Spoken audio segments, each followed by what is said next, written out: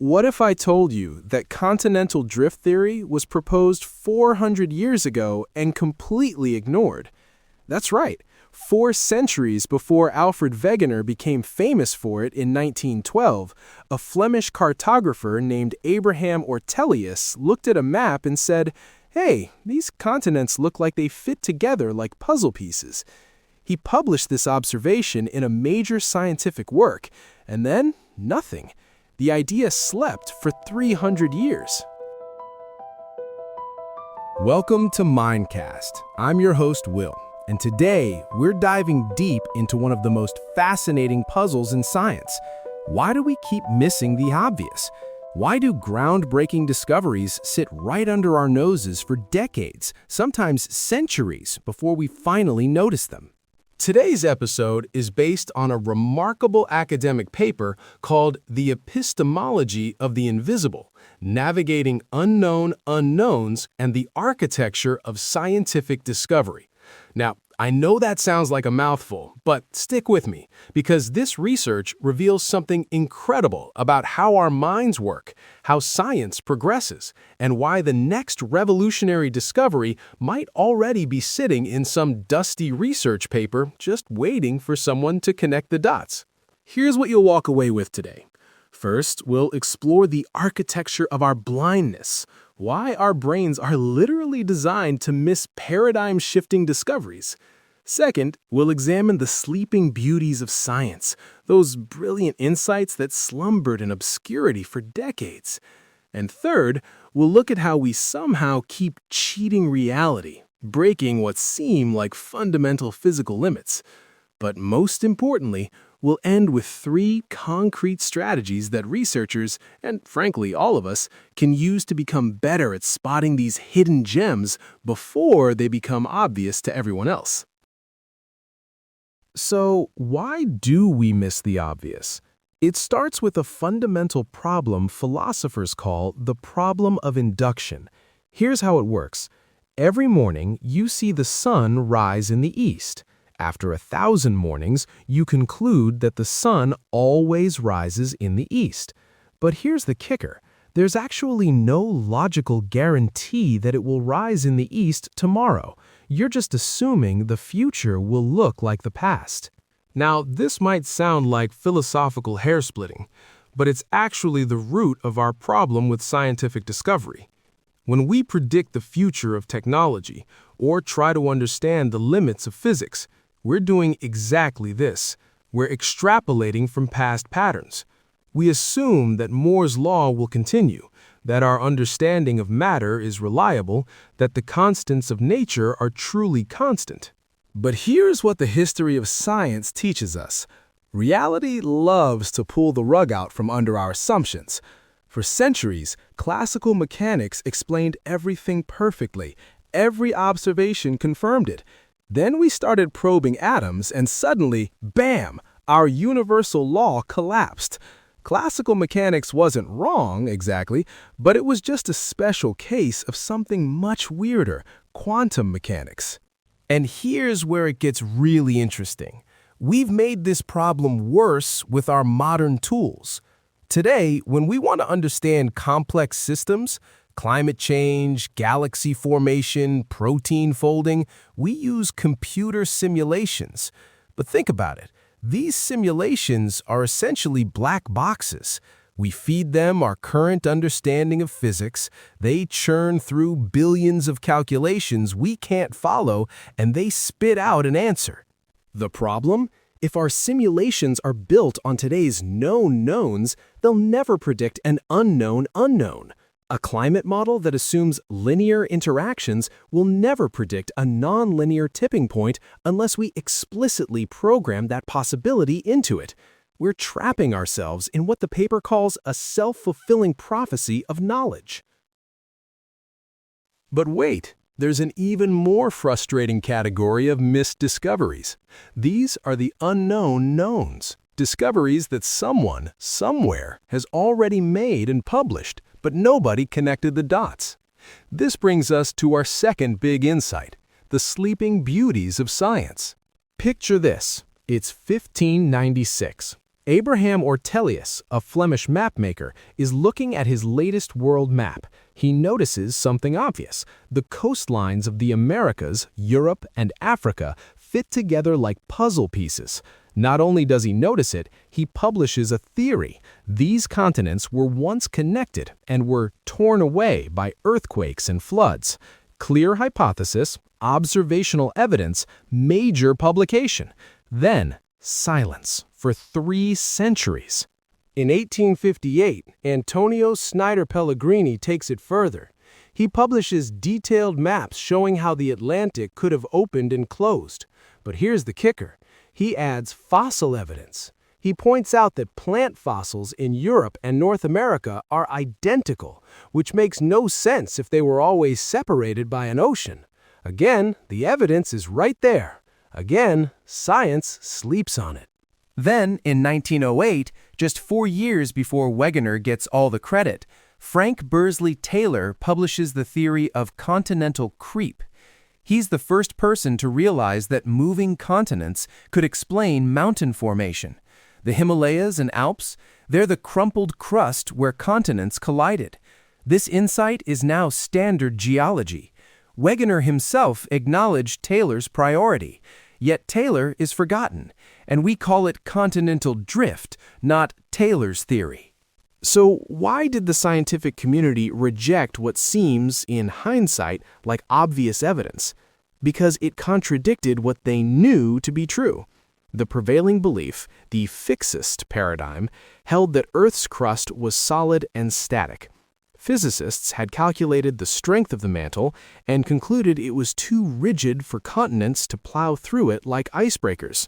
The scientists had the phenomenon, continental drift. They had the evidence, fossils, puzzle-fit coastlines. What they lacked was the mechanism. They didn't know about plate tectonics or convection currents. The unknown unknown was that solids can flow if you give them millions of years. The scientific community chose their theoretical model of solidity over empirical evidence of movement. And here's another perfect example. In 1982, Dan Shechtman is studying aluminum-manganese alloys when he observes something that, according to fundamental crystallography, is impossible, a diffraction pattern with 5-fold rotational symmetry. You can't tile a floor with regular pentagons without leaving gaps, right? So a 3D crystal can't have 5-fold symmetry and still be a crystal. Case closed. Except Shechtman's data was rock solid. And the response? Linus Pauling, one of the greatest chemists of the 20th century, famously declared, "There is no such thing as quasi-crystals, only quasi-scientists." Shechtman was literally expelled from his research group for bringing disgrace to the team. Think about that.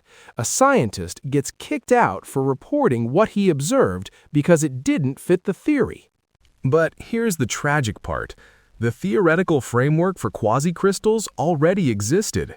In the 1970s, mathematician Roger Penrose had discovered Penrose tilings, patterns that could tile a plane with 5-fold symmetry without repeating.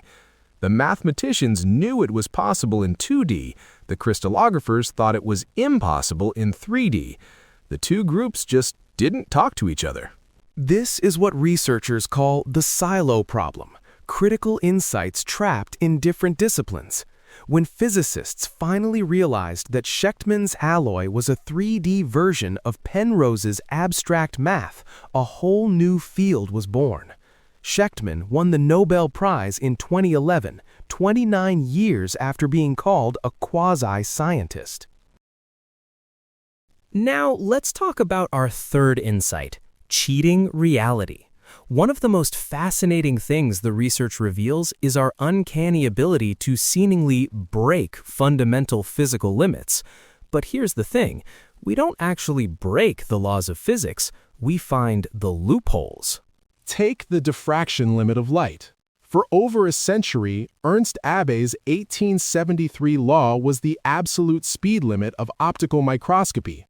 You cannot resolve two objects closer than roughly half the wavelength of light, about 200 nanometers. This is due to the wave nature of light itself. You can't turn off diffraction any more than you can turn off gravity.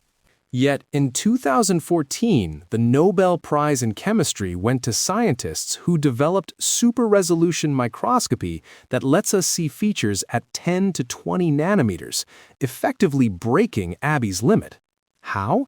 They didn't change how light behaves, they changed how molecules behave. Here's the brilliant trick. STED microscopy uses two laser beams. The first excites fluorescent molecules in a diffraction-limited spot, still blurry, but then a second laser, shaped like a donut with a hole in the middle, instantly hits the same spot. This donut beam forces all the excited molecules to turn off, except for the tiny group right in the center, in the donut hole. By scanning this tiny sub-diffraction spot across your sample, you build a super-resolution image. The unknown unknown was that while light can't be focused infinitely small, fluorescence can be confined infinitely small by manipulating molecular quantum states. They switched the game from optics to chemistry and found the loophole. Or consider quantum tunneling, literally walking through walls. In the classical world, if you roll a ball toward a hill and it doesn't have enough energy to reach the top, it rolls back. Always. That's energy conservation, a fundamental law. Except at the quantum scale, particles routinely appear on the other side of energy barriers they shouldn't be able to cross. How? Because quantum mechanics describes particles not as solid points, but as probability waves. When a wave hits a barrier, it doesn't just stop. It has an evanescent tail that extends into and potentially through the barrier. If the barrier is thin enough, there's a non-zero probability the particle simply appears on the other side. This impossible phenomenon powers the scanning tunneling microscope that lets us see individual atoms, enables nuclear fusion in the sun, and stores data in your USB drive. We didn't break energy conservation, we discovered that our assumptions about locality and solidity were oversimplified. So here's the big question. How can we do better? How can we spot these sleeping beauties before they sleep for centuries? How can we identify the loopholes in today's fundamental limits? The research points to three concrete strategies. First, literature-based discovery, or what I like to call the AI librarian approach. The idea is beautifully simple. If concept A relates to concept B, and concept B relates to concept C, then maybe, just maybe, concept A relates to concept C, even if no one has ever checked. Don Swanson proved this works when he cured Raynaud's disease using only library research. He knew Raynaud's was caused by high blood viscosity. He searched for things that reduce blood viscosity and found fish oil in dietary literature. Nobody had ever connected fish oil to Raynaud's, but the logic was sound. He proposed it, they tested it, and it worked. Today, AI companies like Benevolent AI are doing this at massive scale. In January 2020, as COVID-19 emerged, their algorithms scanned millions of papers, not looking for antivirals, but for the biological mechanism of viral entry. They found that baricitinib, a drug for rheumatoid arthritis, inhibits a protein the virus needs to enter cells. It was a known drug for an unknown purpose. That connection saved thousands of lives. Second strategy, adversarial collaboration, or what I call weaponizing disagreement. Instead of rival scientists publishing competing papers and talking past each other, what if they worked together to design the one experiment that could distinguish between their theories? There's a fascinating example happening right now in consciousness research. Two leading theories, integrated information theory and global neuronal workspace theory, make different predictions about where consciousness happens in the brain. Instead of endless philosophical debates, researchers are running adversarial experiments. The results have been mixed, not fully supporting either theory, but the process forced both sides to make their theories mathematically precise and testable. And third, anti-disciplinary research, deliberately ignoring academic boundaries. The Santa Fe Institute is the gold standard here. Instead of mixing biology with chemistry, that's interdisciplinary, they aggressively ignore boundaries entirely. They study complexity, whether it appears in ant colonies, stock markets, or cities. This approach led Geoffrey West to discover universal scaling laws. Organisms scale sublinearly. Bigger animals are more efficient per unit mass. But cities scale superlinearly. Bigger cities produce more innovation and crime per capita. This insight, that a city is essentially a social reactor, would never have emerged from a sociologist studying census data or a biologist studying metabolism alone. It required a transdisciplinary view. So here's what we've learned today. The barriers to discovery aren't usually lack of intelligence or resources. They're barriers of structure and psychology. We miss unknown unknowns because we assume the future will look like the past. We miss unknown knowns because we lock knowledge in disciplinary silos.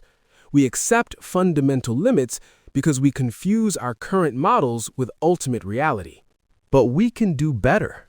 We can use AI to systematically scan literature for hidden connections. We can structure disagreement to kill zombie theories and birth better ones. We can create spaces that encourage intellectual trespassing across disciplines. And most importantly, we can cultivate what the paper calls historical humility. Remember Wegener, expelled from academic conferences for proposing continental drift. Remember Schechtman, kicked out of his lab for reporting what he saw. When data contradicts a fundamental law, maybe, just maybe, it's time to question the law, not discard the data. Because here's the thing, the next great revolution in science is likely already here, sleeping in a PDF on a server somewhere, waiting for someone to draw the line between point A and point C. The question is, will you be the one to wake it up? That's all for today's Mindcast. I'm Will, and I want to hear from you. What sleeping beauties do you think are lurking in your field? What impossible limits might actually be loopholes waiting to be found? Drop me a line and keep questioning everything. Until next time, stay curious.